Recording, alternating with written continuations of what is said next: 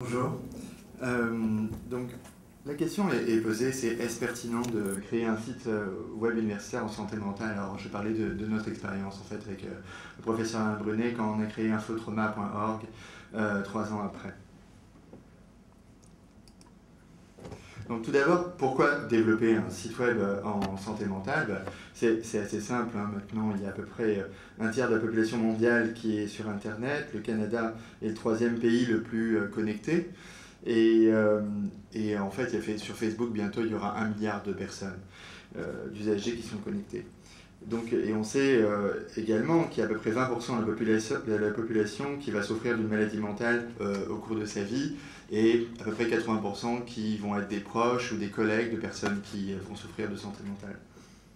Donc nous, ce qui nous intéressait au laboratoire de recherche sur le trouble de stress post-traumatique, c'était davantage tout ce qui touchait bien sûr au trouble de stress post-traumatique. Et là, on retrouve les prévalences, c'est-à-dire qu'il y a à peu près 56 à 89%, selon les études épidémiologiques, de personnes qui vont connaître, qui vont vivre un événement traumatique dans leur vie. Et en ce moment, au Canada, il y a entre 0,9 et 2,4% de prévalence immédiate. Donc des personnes qui souffrent actuellement du trouble de stress post-traumatique. Alors bon, on sait bien maintenant que, on a vu tout à l'heure, il y a un Québécois sur 2 qui va chercher de l'information en santé sur l'Internet, et on sait qu'il y a à peu près 22% des internautes américains qui ont cherché de l'information en santé mentale. Malheureusement, ce qu'on sait aussi, c'est qu'il y a à peu près 42% d'informations inexactes, voire dangereuses, dans 6% des cas, en ce qui concerne les troubles anxieux. Alors, ce ratio-là, on peut le retrouver avec n'importe quelle psychopathologie. Hein. La littérature fournit des données assez précises dessus. Et comme disait M. Michara avant, il n'y a aucun contrôle sur l'Internet. Donc un site qui diffuse des informations mauvaises peut avoir même plus de popularité qu'un site qui diffuse des bonnes informations.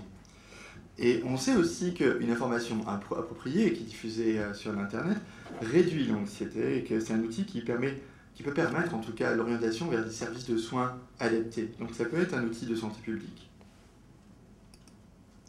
Alors je parlais d'infotrauma.org, donc c'est le site web qu'on a développé il y a 3 ans. Alors tout d'abord, la genèse.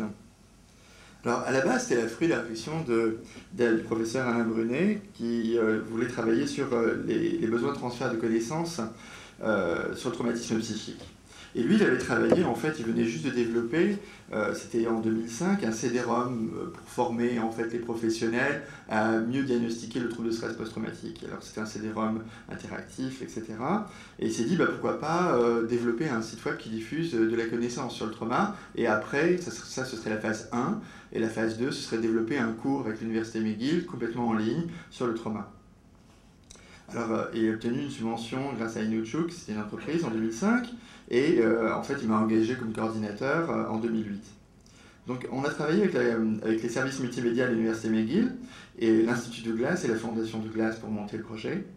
Et le modèle financier de base, c'était de bénéficier en fait d'aide financière, bien entendu, pour monter le site web, et ensuite de financer le site, ça maintenant c'est mis à jour, par le module de formation, donc le cours en ligne de l'université McGill.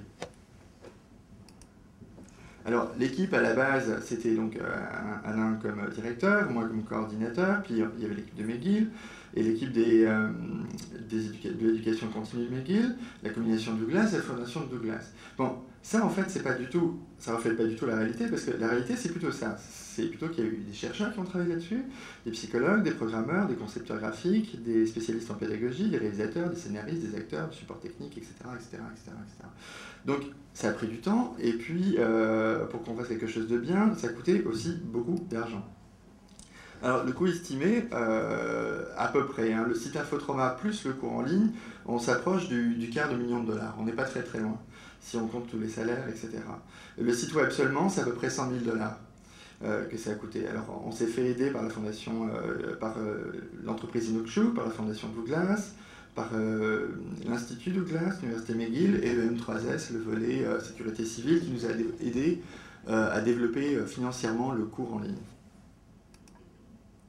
Alors, le but, ce qu'on s'est donné comme mission, c'était concision et vulgarisation. Là, c'est juste une copie en fait du site du NCPTSD, National Center for PTSD, et qui diffuse de la très très bonne information, mais le problème, c'est qu'il y a trop de textes et c'est quelque chose qu'on voulait vraiment éviter. Parce que les personnes qui souffrent d'un trouble de stress post-traumatique, généralement décrochent très très vite. L'un des symptômes est qu'elles ont des problèmes de troubles de la concentration. Donc en fait, au bout de quelques lignes, elles décrochent très rapidement.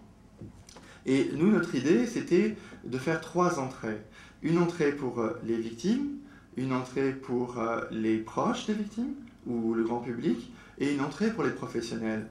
Donc, vraiment, on insistait sur faire des textes courts, vulgarisés, basés sur la littérature scientifique. Donc, avec toutes les bases de données actuelles, Pilot, SacInfo, PubMed, etc.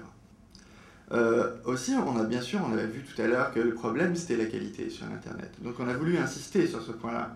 Et donc, on a demandé à bénéficier de la charte internationale qui s'appelle HON Code, c'est Health on the Net Foundation, et ça garantit la qualité des informations en santé diffusées sur un site internet. C'est un organisme suisse qui se propose d'être un tiers pour évaluer le site web en santé et dire si oui ou non, en fait, il y a tout ce qu'il faut pour dire que cette information-là est fiable.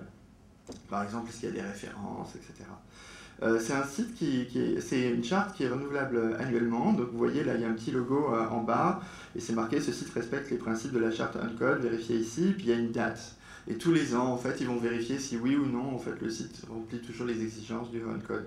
Alors ça a été repris par les sites de l'ONU, par les sites aussi du ministère de la Santé en France, et ça commence maintenant à venir au Canada et aux États-Unis.